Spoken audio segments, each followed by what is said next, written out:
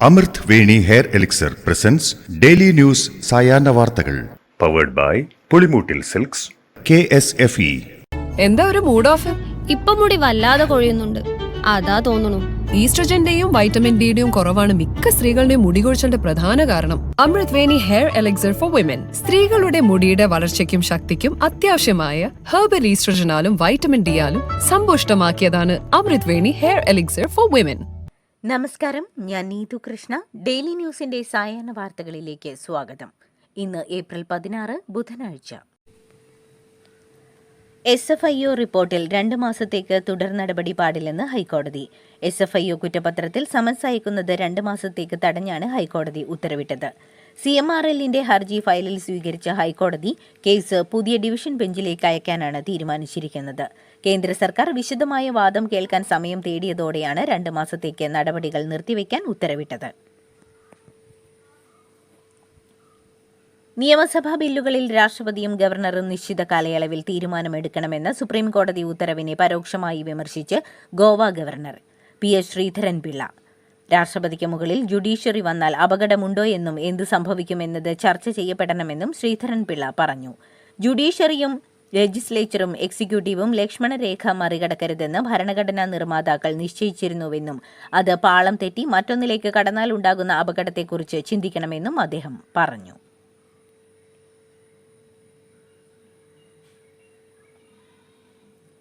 IAS ഉദ്യോഗസ്ഥയും Congress നേതാവ് ശബരിനാഥന്റെ ഭാര്യയുമായ ദിവ്യ S. അയ്യർക്കെതിരെ വിമർശനവുമായി കോൺഗ്രസ് നേതാവ് K. മുരളീധരൻ. പിണറായി വിജയന് പാദസേവ ചെയ്യുന്ന ഉദ്യോഗസ്ഥയാണ് ദിവ്യ S. അയ്യരെന്ന് അദ്ദേഹം കുറ്റപ്പെടുത്തി. CPM കണ്ണൂർ ജില്ലാ സെക്രട്ടറിയായി KK രാഗേഷിനെ തീരുമാനിച്ചതിന് പിന്നാലെ അദ്ദേഹത്തെ പ്രശംസിച്ച ദിവ്യ ഇൻസ്റ്റഗ്രാമിൽ പങ്കുവച്ച പോസ്റ്റുമായി ബന്ധപ്പെട്ടാണ് K. മുരളീധരന്റെ വിമർശനം.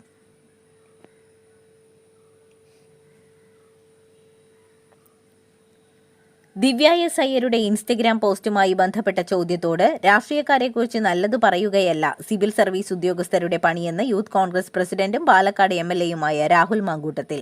പല ഉദ്യോഗസ്ഥരും രാഷ്ട്രീയ ലക്ഷ്യം വെച്ചാണ് പ്രവർത്തിക്കുന്നതെന്നും പല സിവിൽ സർവീസ് ഉദ്യോഗസ്ഥർക്കും എങ്ങനെ പെരുമാറണമെന്നറിയില്ലെന്നും സോഷ്യൽ മീഡിയ ഹൈപ്പിൽ മാത്രമാണ് ചിലർക്ക് ക്രേസെന്നും പ്രൈസിംഗ് നോട്ട് നിർത്തി ഫയൽ നോട്ടിലേക്ക് ഉദ്യോഗസ്ഥർ മാറണമെന്നും പറഞ്ഞ രാഹുൽ DCC പ്രസിഡന്റിനെ നിയമിച്ചതിൽ ഇത്തരം പോസ്റ്റിട്ടാൽ സർക്കാർ നടപടിയെടുക്കില്ലേയെന്നും ചോദിച്ചു.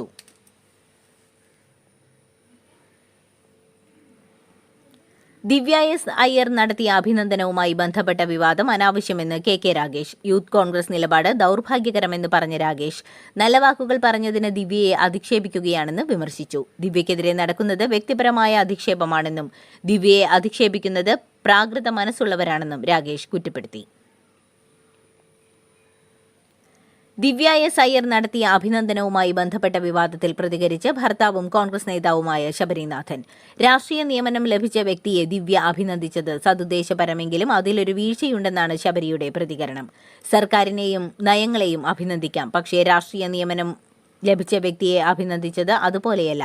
അതിനാൽ തന്നെ ദിവ്യ നടത്തിയ പ്രതികരണം പെട്ടെന്ന് സർക്കാർ തലത്തിൽ നിന്ന് രാഷ്ട്രീയ തലത്തിലേക്ക് മാറിയതെന്നും അതുകൊണ്ടാണ് ഈ വിവാദം ഉണ്ടായതെന്നും ശബരിനാഥൻ വിവരിച്ചു. മുഖ്യമന്ത്രിയുടെ ചീഫ് പ്രിൻസിപ്പൽ സെക്രട്ടറി KM എബ്രഹാമിന്റെ ഗൂഢാലോചന പരാതിയിൽ സർക്കാർ അന്വേഷണം പ്രഖ്യാപിച്ചേക്കും.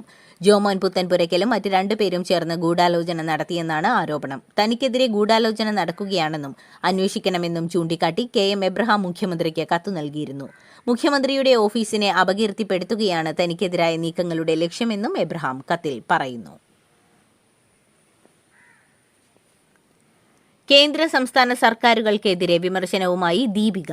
മുഖപ്രസംഗം. ദില്ലിയിൽ കുരിശിന്റെ വഴി വിലക്കിയതും തൊമ്മൻകുത്തിൽ കുരിശടി തകർത്ത സംഭവവും ക്രൈസ്തവരെ വേദനിപ്പിക്കുന്നതാണെന്ന് മുഖപ്രസംഗം പറയുന്നു. ദുഃഖവെള്ളിക്ക് മുൻപേ പീഡാനുഭവം എന്ന തലക്കെട്ടിൽ എഴുതിയ മുഖപ്രസംഗത്തിൽ ഇരു സർക്കാരുകളും ക്രൈസ്തവരെ ദുഃഖവെള്ളിക്ക് മുൻപേ കുരിശിന്റെ വഴിയിൽ ഇറക്കി എന്ന് കുറ്റപ്പെടുത്തുന്നു.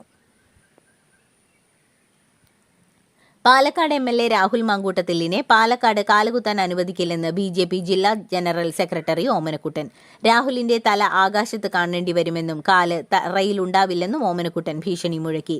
പാലക്കാട് നഗരസഭയിലെ നൈപുണ്യ വികസന കേന്ദ്രത്തിന് RSS നേതാവ് ഹെഡ്ഗോവറിന്റെ പേര് നൽകാനുള്ള നീക്കം വിവാദമാക്കിയ നടപടിയിൽ രാഹുൽ മാങ്കൂട്ടത്തിൽ MLAയുടെ ഓഫീസിലേക്ക് BJP നടത്തിയ മാർച്ചിനിടെയാണ് വീണ്ടും ഭീഷണി.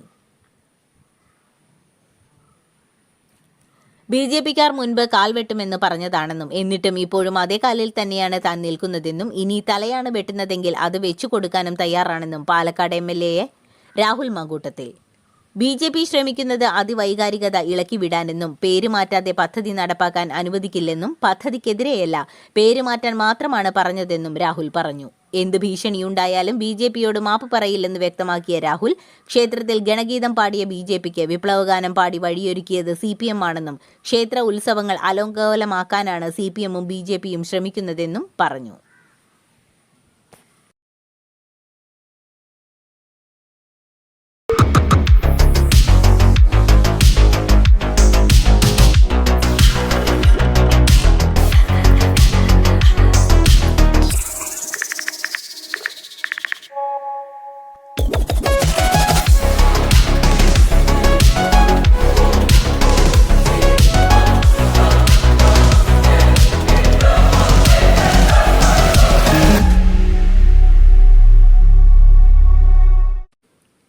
RDO ഓഫീസുകളിൽ ബോംബ് ഭീഷണി. തൃശൂരിലും പാലക്കാടുമാണ് RDO ഓഫീസുകൾക്ക് ബോംബ് ഭീഷണി ലഭിച്ചത്. റാണ തഹാവൂർ എന്ന പേരിലുള്ള വിലാസത്തിൽ നിന്ന് വന്ന മെയിലിൽ തമിഴ്നാട്ടിലെ AIADMK നേതാവ് എടപ്പാടി പളനിസ്വാമിയെ വധിക്കാൻ വേണ്ടി ബോംബ് സ്ഫോടനം നടക്കുമെന്നാണ് അറിയിച്ചിരിക്കുന്നത്. എന്നാൽ കേരളത്തിലെ ഓഫീസുകളിൽ ഭീഷണി സന്ദേശം ലഭിച്ചതിന്റെ കാരണം വ്യക്തമല്ല. അനർട്ടിലെ ഉദ്യോഗസ്ഥരുടെ കൈപ്പട പരിശോധിക്കാൻ വിചിത്ര ഉത്തരവുമായി അഡീഷണൽ ചീഫ് സെക്രട്ടറി ജ്യോതിലാൽ. മറ്റാരോ നൽകിയ പരാതിയുടെ കൈപ്പട അനർട്ടിലെ ഉദ്യോഗസ്ഥരുടേതാണോ എന്ന് പരിശോധിക്കാനാണ് ഉത്തരവിട്ടത്. അനർട്ടിലെ അഴിമതി സംബന്ധിച്ച് പരാതി നൽകിയ 2 പേർ ഹിയറിംഗിന് എത്താത്തതാണ് ഉത്തരവിന് കാരണം. തളിപ്പറമ്പിലെ സർ സയ്യിദ് കോളേജ് മാനേജ്മെന്റ് വഖഫ് ഭൂമി തട്ടിയെടുക്കാൻ ശ്രമിക്കുന്നുവെന്ന ആക്ഷേപവുമായി CPM ലീഗ് നേതാക്കൾ നയിക്കുന്ന ഭരണസമിതി. പാണക്കാട് തങ്ങൾ ഖാസിയായ പള്ളിയുടെ സ്ഥലം വ്യാജരേഖയുണ്ടാക്കി കൈക്കലാക്കാൻ നീക്കം നടത്തിയെന്നാണ് MV ജയരാജന്റെ ആരോപണം. കോളേജിന്റെ സ്ഥലം വഖഫ് ഭൂമിയാണെന്നും ഉടമസ്ഥാവകാശം ഉന്നയിച്ചിട്ടില്ലെന്നും വിശദീകരിക്കുന്ന മാനേജ്മെന്റ് CPM നുണ പറയുന്നുവെന്ന് കുറ്റപ്പെടുത്തുന്നു. മുനമ്പത്തെ BJP RSS നാടകം പൊളിഞ്ഞെന്ന് CPM സംസ്ഥാന സെക്രട്ടറി MV ഗോവിന്ദൻ. സംസ്ഥാന സർക്കാർ പറഞ്ഞ കാര്യമാണ് കേന്ദ്രമന്ത്രി കിരൺ റിജിജുവും ഇപ്പോൾ പറയുന്നതെന്നും മുനമ്പത്ത് മുതലെടുപ്പിന് ശ്രമിച്ചവർ പരാജയപ്പെട്ടുവെന്നും മുസ്ലിം ക്രിസ്ത്യൻ വിരുദ്ധത RSSന് മറച്ചുവെക്കാനാകില്ലെന്നും MV ഗോവിന്ദൻ പറഞ്ഞു. ലോട്ടറി ക്ഷേമനിധി ബോർഡിൽ വൻ തട്ടിപ്പ്. ലോട്ടറി തൊഴിലാളികൾ അടച്ച അംശാദായ തുക ക്ലർക്കായ സംഗീത് സ്വന്തം അക്കൗണ്ടിലേക്ക് മാറ്റി. ക്ലർക്ക് നടത്തിയ തട്ടിപ്പ് ഓഡിറ്റിൽ പോലും ആദ്യം കണ്ടെത്തിയില്ല. തെളിവുകൾ സഹിതം വിജിലൻസിന് ലഭിച്ച പരാതിയുടെ അടിസ്ഥാനത്തിൽ നടത്തിയ രഹസ്യാന്വേഷണത്തിലാണ് ക്ലർക്കായ സംഗീത് നടത്തിയ ക്രമക്കേട് പുറത്തുവന്നത്. സെക്രട്ടേറിയറ്റിലെ ധനകാര്യ പരിശോധനാ വിഭാഗം മുഴുവൻ സാമ്പത്തിക ഇടപാടുകളും പരിശോധിച്ചു വരികയാണെന്ന് ക്ഷേമനിധി ബോർഡ് ചെയർമാൻ വ്യക്തമാക്കി. അതിരപ്പള്ളി കാട്ടാന ആക്രമണത്തിൽ മരിച്ച വാഴച്ചാൽ സ്വദേശികളായ അംബിക, സതീഷ് എന്നിവരുടെ ബന്ധുക്കൾക്ക് 10 ലക്ഷം രൂപ ധനസഹായം നൽകുമെന്ന് കളക്ടർ അർജുൻ പാണ്ഡ്യൻ അറിയിച്ചു. ഈ സംഭവത്തിന് തലേദിവസം പ്രദേശത്തുണ്ടായ കാട്ടാനാക്രമണത്തിൽ സെബാസ്റ്റ്യൻ എന്നയാളും മരിച്ചിരുന്നു. അദ്ദേഹത്തിന്റെ കുടുംബത്തിനും സർക്കാർ 10 ലക്ഷം രൂപ നൽകും. മരിച്ചവരുടെ വീടുകൾ കളക്ടർ സന്ദർശിക്കുകയും മരിച്ചവർക്ക് ആദരാഞ്ജലികൾ അർപ്പിക്കുകയും ചെയ്തു.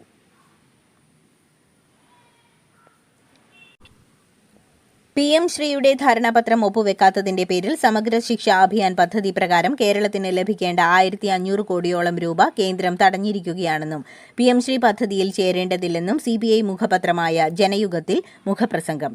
ദേശീയ വിദ്യാഭ്യാസ നയം നടപ്പാക്കുന്നതിന്റെ ഘടകങ്ങളിലൊന്നാണ് PM ശ്രീ പദ്ധതി. മോദി സർക്കാരിന്റെ ദുശാഠ്യത്തിന് വഴങ്ങരുതെന്നും PM ശ്രീയിൽ ചേരാത്തതിനാൽ SSA ഫണ്ട് തടഞ്ഞുവെക്കുന്നത് അംഗീകരിക്കാനാകില്ലെന്നുമാണ് വിമർശനം. കരുനാഗപ്പള്ളി സന്തോഷ് കൊലക്കേസിലെ മുഖ്യപ്രതി അലുവ അതുലിനെ തമിഴ്നാട് തിരുവള്ളൂരിൽ നിന്ന് പിടികൂടി. കഴിഞ്ഞ ദിവസം എറണാകുളത്ത് വെച്ച് നടന്ന വാഹന പരിശോധനയിൽ പോലീസിന്റെ കൺമുന്നിൽ നിന്നാണ് അലുവ അതുൽ രക്ഷപ്പെട്ടത്. ദിവസങ്ങൾ നീണ്ട അന്വേഷണത്തിനൊടുവിലാണ് മുഖ്യപ്രതിയായ അലുവ അതുൽ പിടിയിലായിരിക്കുന്നത്. മാർച്ച് 27-നാണ് കാറിലെത്തിയ 6-അംഗ സംഘം കരുനാഗപ്പള്ളിയിൽ സന്തോഷിനെ വീട്ടിൽ കയറി കൊലപ്പെടുത്തിയത്. ആ സംഘത്തിലെ 1-ാം പ്രതിയാണ് അലുവ അതുൽ. ആലപ്പുഴയിൽ അയൽവാസിയുമായുള്ള തർക്കത്തിനിടെ വീട്ടമ്മയെ ചുറ്റിക കൊണ്ട് തലക്കടിച്ചു കൊന്നു.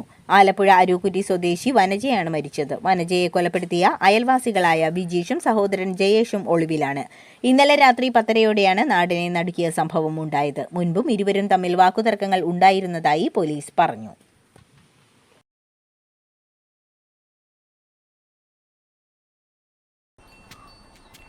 മോൾക്ക് ബർത്ത്ഡേ ഗിഫ്റ്റ് വാങ്ങണ്ടേ? ഷോപ്പിൽ കൊണ്ടുപോയി ഇഷ്ടമുള്ളത് വാങ്ങിക്കൊടുക്കാം. അപ്പൊ ഏട്ടൻ വരുന്നുണ്ടോ? ഗിഫ്റ്റ് കാർഡ് വരും. അതെ, ഓരോ ചിട്ടിയിലും ഒരാൾക്ക് 5000 രൂപയുടെ ഗിഫ്റ്റ് കാർഡ് സമ്മാനം. മെഗാ സമ്മാനമാണെങ്കിലോ പുതുപുത്തൻ ബെൻസ് കാർ. രണ്ടാം സമ്മാനം ഇന്നോവ ക്രിസ്റ്റ, അതും 17 എണ്ണം. ഇത്തവണ സമ്മാനങ്ങളുടെ നക്ഷത്ര തിലക്കവുമായി KSFE ഗാലക്സി ചിട്ടികൾ. നാഷണൽ ഹെറാൾഡ് തട്ടിപ്പ് രാജ്യം കണ്ട വലിയ കൊള്ളയെന്ന് BJP. രാഷ്ട്രീയ പാർട്ടിയുടെ പണം സ്വകാര്യ സ്വത്ത് കൈക്കലാക്കാൻ ഉപയോഗിച്ചെന്ന് BJP നേതാവ് രവിശങ്കർ പ്രസാദ് കുറ്റപ്പെടുത്തി. അഴിമതിയുടെ ഗാന്ധി കുടുംബ മാതൃകയ്ക്കെതിരെയാണ് കേസെന്നും അത് റദ്ദാക്കാനുള്ള കോൺഗ്രസ് അപേക്ഷ നേരത്തെ സുപ്രീം കോടതി തള്ളിയതാണെന്നും രവിശങ്കർ പ്രസാദ് പറഞ്ഞു. ഛത്തീസ്ഗഡിലെ ബസ്തറിൽ നടന്ന ഏറ്റുമുട്ടലിൽ 2 മാവോയിസ്റ്റുകൾ കൊല്ലപ്പെട്ടു. ബുധനാഴ്ച നടന്ന ഏറ്റുമുട്ടലിൽ കീഴ്പ്പെടുത്തിയത് മാവോയിസ്റ്റുകളിലെ പ്രധാനികളെയാണെന്ന് പോലീസ് പറഞ്ഞു. ഹർദാർ റാമെ എന്നിവരാണ് മരിച്ചത്. ഇവരുടെ തലയ്ക്ക് 13 ലക്ഷം രൂപ വിലയിട്ടിട്ടുണ്ടായിരുന്നു. കൊണ്ടഗാവിൽ നിന്നുള്ള ജില്ലാ റിസർവ് ഗാർഡ്, ബസ്തർ ഫൈറ്റേഴ്സ് എന്നിവർ സംയുക്തമായാണ് ഓപ്പറേഷൻ നടത്തിയത്. ഭാഷ മതമല്ലെന്നും ഭാഷ ജനങ്ങളെയും സമൂഹത്തെയും പ്രദേശത്തെയും സംസ്കാരത്തെയും പ്രതിനിധീകരിക്കുന്നുവെന്നും സുപ്രീം കോടതി. ഉറുദു സൈൻ ബോർഡുകൾക്കെതിരായ ഹർജി തള്ളിക്കൊണ്ടാണ് സുപ്രീം കോടതിയുടെ നിരീക്ഷണം.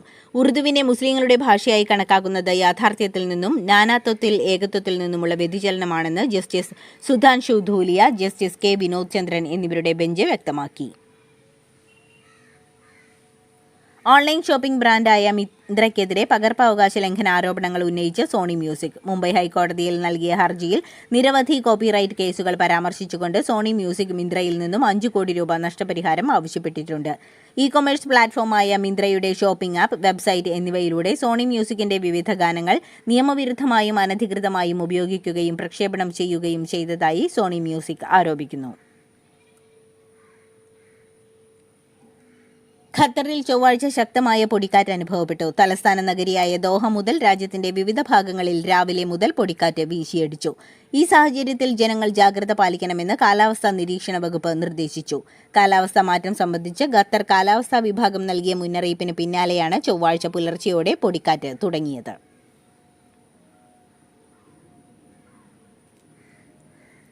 ഇസ്രയേലികൾ താമസിക്കുന്ന ഗാസ അതിർത്തിയിൽ അബദ്ധത്തിൽ ബോംബിട്ട ഇസ്രയേൽ സൈന്യം. ഗാസ അതിർത്തിയിൽ 550 ഇസ്രയേലികൾ താമസിക്കുന്ന പ്രദേശത്താണ് ഇസ്രയേൽ വ്യോമസേനയുടെ യുദ്ധവിമാനം ബോംബ് വർഷിച്ചത്. സാങ്കേതിക തകരാറ് മൂലമാണ് ഇത്തരമൊരു അബദ്ധം പറ്റിയതെന്നാണ് സൈന്യം സംഭവത്തെ തുടർന്ന് പുറത്തുവിട്ട വിശദീകരണത്തിൽ പറയുന്നത്. സംഭവത്തിൽ ആർക്കും പരിക്ക് പറ്റിയതായി റിപ്പോർട്ട് ചെയ്യപ്പെട്ടിട്ടില്ല. സംസ്ഥാനത്ത് സ്വർണ്ണവില വീണ്ടും റെക്കോർഡിൽ. 2 ദിവസത്തെ ഇടവേളയ്ക്ക് ശേഷമാണ് വില വീണ്ടും ഉയർന്ന നിരക്കിലെത്തിയത്. ഇന്ന് 1 ഗ്രാം സ്വർണ്ണത്തിന് 8815 രൂപയാണ്. 95 രൂപയാണ് ഒരൊറ്റ ദിവസം കൊണ്ട് ഉയർന്നത്. 1 പവൻ സ്വർണ്ണത്തിന്റെ ഇന്നത്തെ വില 70,520 രൂപയാണ്. ഇത് ഒറ്റ ദിവസം കൊണ്ട് പവനിൽ ഉയർന്നത് 760 രൂപയാണ്. ഇതോടുകൂടി ഡെയിലി ന്യൂസിന്റെ ഇന്നത്തെ സായാഹ്ന വാർത്തകൾ സമാപിക്കുന്നു. ഡെയിലി ന്യൂസിനു വേണ്ടി വാർത്തകൾ വായിച്ചത് നീതു കൃഷ്ണ. DailyNewsLive.in വാർത്തകൾ വിരൽ തുമ്പിൽ.